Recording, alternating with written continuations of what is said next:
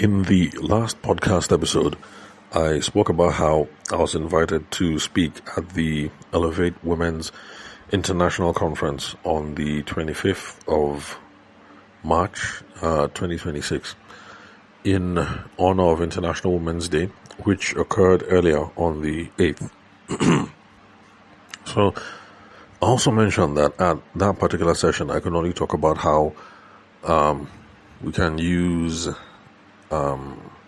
sales and how women can use sales and business development skills to advance themselves, but I couldn't go into it in any measure of depth, and that's because there were two other speakers before me, and collectively both of them took up about 30 minutes of the time that was allocated for the session. So essentially I just had to answer one question quickly in less than 5 minutes and then move on. But even though that was all I was able to say, I thought there were going to be a couple of issues, up for discussion, and actually I had come prepared to talk about a whole lot more. But since I couldn't say it then, I figured, let me just come and share it here, at least for my female listeners who would have loved to be at the event or who like to go for events like these. So at least you have a sense of, if I were on stage, the kinds of things that I will talk about. So now I assumed that some of the potential issues that were going to be up for discussion would be this whole thing about economic empowerment as a right for women.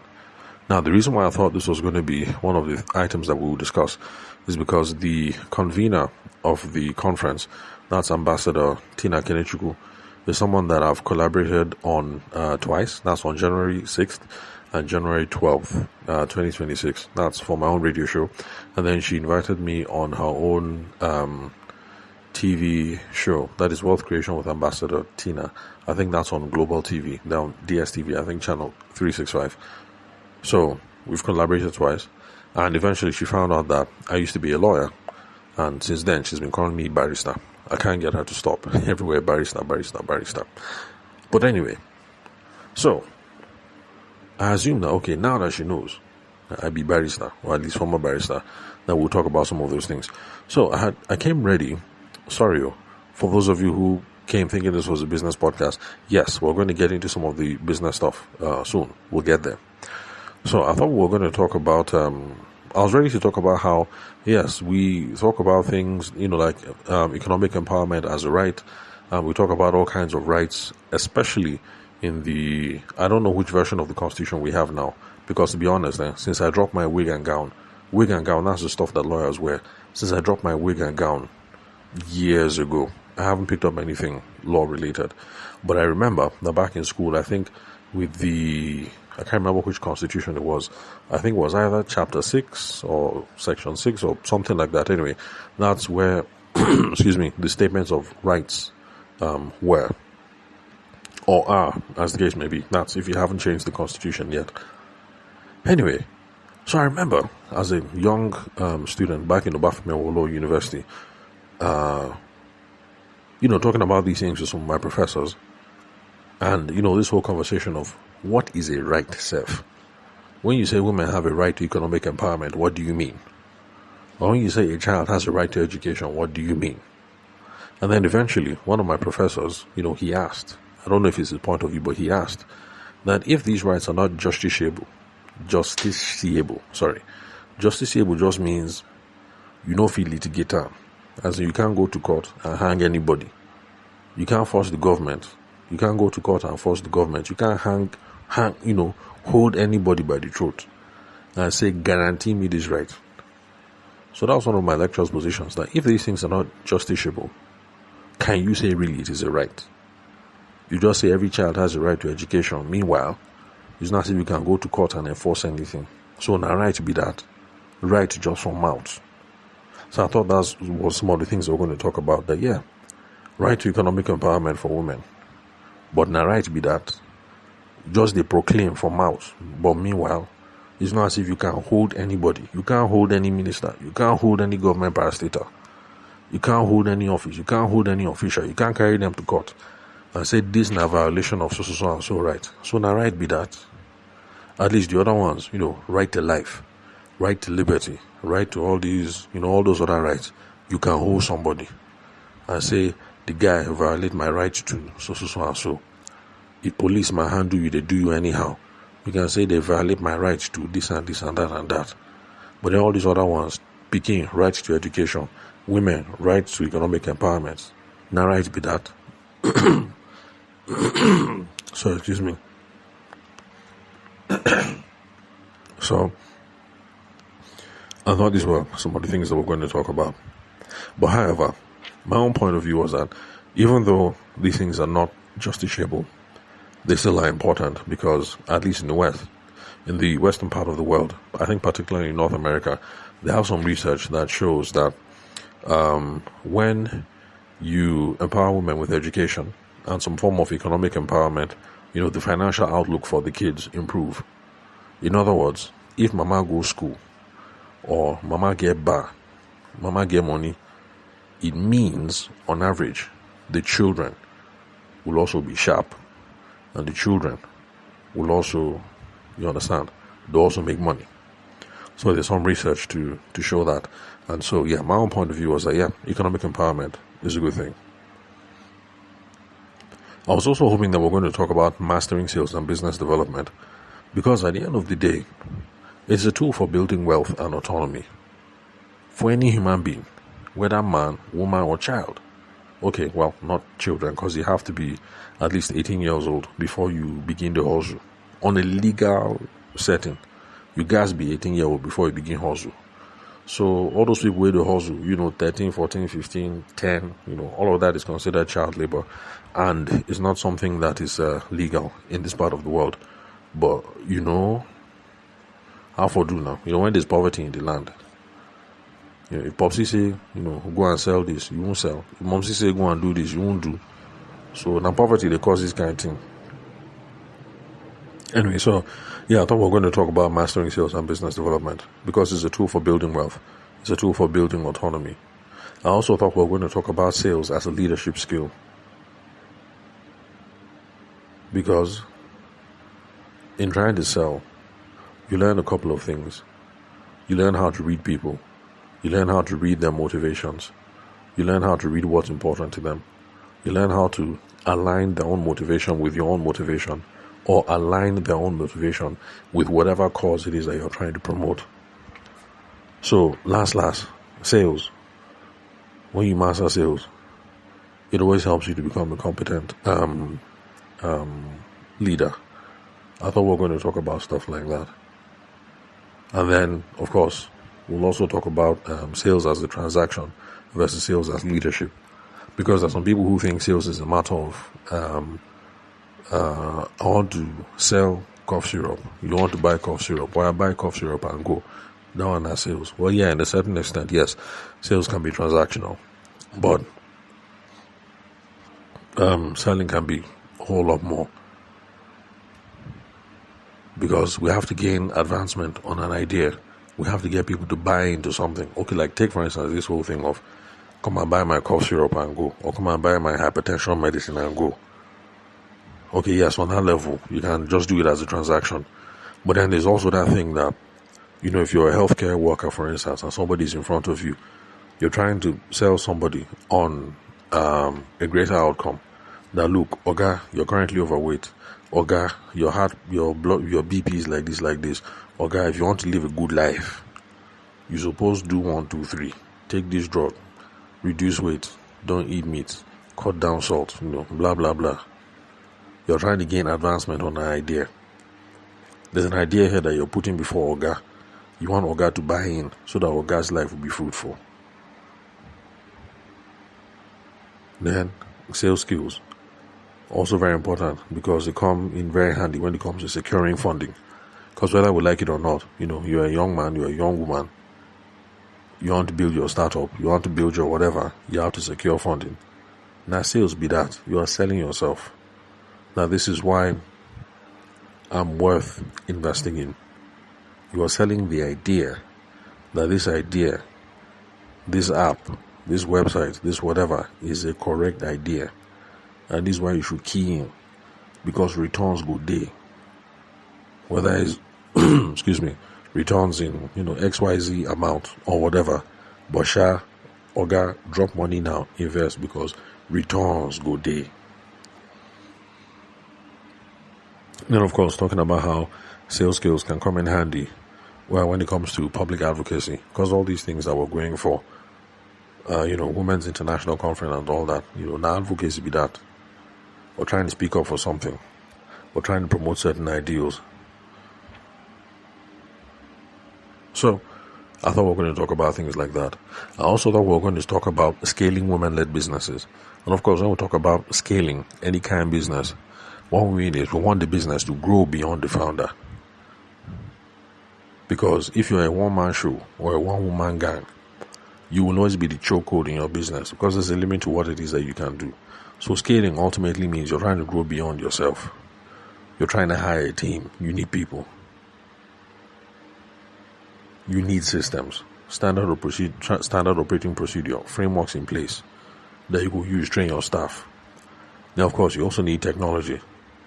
Just like how I talk about how you can use artificial intelligence or augmented intelligence, as some of us like to call it, to increase your productivity and your effectiveness. So I thought we were going to talk about things like that, scaling women-led businesses. I thought we were going to talk about market entry strategies for women in business. You're a woman, you want to do your business, whether in a startup, whether in a solar panel, whether no matter what it is. I thought we were going to talk about market entry strategies. Now, so you go penetrate the market. Now, so you go enter the market. Now, so you go begin to make waves. That's what I thought we were going to talk about. I thought we were going to talk about lead generation for women-led businesses.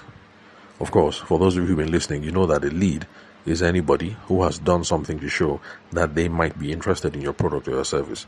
The person has done something objective. The person has raised their hand so that you have confidence to walk up to that person or to call that person or to send that person an email because they might be interested in your product or in your service. I thought we were going to talk about lead generation for women businesses. I thought we were going to talk about building robust sales pipeline for women businesses. When we talk about sales pipeline, what we mean is the number of people that you're talking to will be prospect. Prospect just means somebody might be interested in my product or my service. You guys have plenty of prospects. Because it's from talking to prospect that you will get customer. Customer no can't find you inside your house or inside your office. No, it doesn't work like that. It doesn't. Even if you are in fashion retailing, you at least you go and rent shop in the community and then you put signboard outside. It's still a matter of, going out and looking for customer. Customer won't come and find you. It doesn't work that way. So I thought we were going to talk about that. How do you put more prospects in the pipeline? Then also thought we were going to talk about other aspects of the pipeline, which is repeat business. That's people who have bought from you before. How do you get them to come back and buy again? I thought we were going to talk about that. How do we get repeat purchase for women-led businesses? Then apart from that, there's also referrals. Referrals are people who have bought from you before. They were happy, and so therefore they introduce you to their friend, and they say, "Bestie, my friend, come and buy from this woman." Not just because she's a woman, but because this business is a correct business. This is a solid woman. I thought we were going to talk about that. How do we get referrals for women-led businesses? I thought we were going to talk about mentee and mentor relationships. Because at these events, people talk about these things all the time. Somebody even spoke about, I think it was even the former minister for aviation. What's her name again? I didn't even write it down. That's Neto C's mom. This musician, Kenny Big Deal. What's this woman's name again? Oh, okay. Forgive me, I really should have written it down, but the former minister was there. So she talked about mentor and mentee relationships. I thought we were going to talk about that. I thought so, because there are lots of women, young ladies, who are running around and who are in need of a mentor, but they don't know how to get that mentor and mentee relationship going. I thought we were going to talk about these things at this International Women's Conference. These are the sorts of things I thought we were going to talk about when it comes to women empowerment. Of course, I suspected we might talk about mental health. I suspected we'll talk about women in leadership and politics. These are the kinds of issues that I thought we were going to talk about. Yes, there was some health talks, and yes, there was some politics talk, but all these other things that I'm talking about from the business sphere. My sisters, for those of you who are organizing these kinds of conferences next time, whether you're going to wait for March 8th of next year, honestly speaking, I think some of these things are the topics we should be talking about in this conference. If you don't believe me, repeat and start again from the beginning. You see that some of these things, it makes sense, especially the ones that are spoken about from a business perspective. I thought so. But anyway, that wasn't the case. Which is the reason why, if you've listened to my last episode, if you listened to the previous episode, that is the reason why, when the moderator asked me, that was a mistake women are making, that's the reason why I answered all this way. Because honestly, when they invited me for this conference, I said, correct. And I came gingered to talk about some genuine and cogent issues that women need to hear, so they can run their businesses well, achieve economic empowerment, achieve independence for themselves, take care of their kids. In fact, there was something that the moderator said at the beginning, caused us to laugh, and then caused some of the men in the crowd to be embarrassed. The woman said, when you give a woman money, you know that the money is coming home. People clap. Then those of us who are men in the audience, will bring it a smile, because you know what comes next. And then the woman said, well, there's some people that if you give them money, you don't know whether it's coming home. And then people laugh. Funny enough, I was a kid when my father told me that thing. We went to the village, and there was one of these mamas there that was in a rough time. So what Popsy did was, I think Popsy gave her like 150. This is when I was young, really small, so money was different. And then the woman was so happy, and she was praying and everything and all whatnot for Popsy. Then as we left now, Popsy said, you see the way the woman was behaving? I said, yes. And he said the reason why is because this 150 that I've given her, what she was saying was that she will use it to buy soap, and that for the children, will buy uniform, school uniform too. That's why she was rejoicing. And so, Popsy told me then, even as a small boy, primary school, I don't even think I was up to primary 5. Very young boy. My father told me this, and it hasn't left my mind since then. My father told me that, look, if you want to help the family, give the money to the woman. My father is a man, obviously. But that's what my Popsy tell me. He said, if you want to help a family, give the money to the woman. He said, do you know why? I said, no, sir, I don't know. He said, because if you give the money to the woman, she will buy soap, she will buy school uniform, she will buy food. And she said, if you give the man will go and drink, and the man will give it to, you understand? The man will use it and acquire small chops. If you understand what I'm saying, just reading between the lines, you get what I'm saying. So it's a pity. The woman said that we all laughed. As men in the audience, we smile, we cover our face because we know it's true. Unfortunately. Anyway, where was I? Anyway, there's a lot to be said, but this is a business podcast, not a philosophy podcast. So let me just end there. Let me just leave it like this. Because the former minister was talking about how men have power and talking about status relationships between men and women. And so there's a lot to be said. But this is not a philosophy, it's not a sociology podcast, nothing like that. So I won't say any of those things.